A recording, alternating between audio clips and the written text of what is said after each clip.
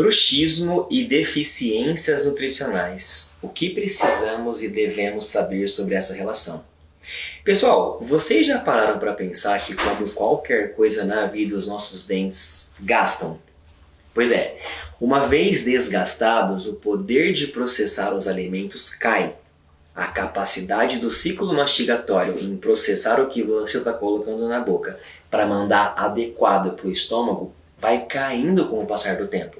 E se chega lá mal mastigado, mal absorvido será. Então, a capacidade dos dentes de mastigar os alimentos precisa ser conferida semestralmente nas visitas que você faz ao dentista.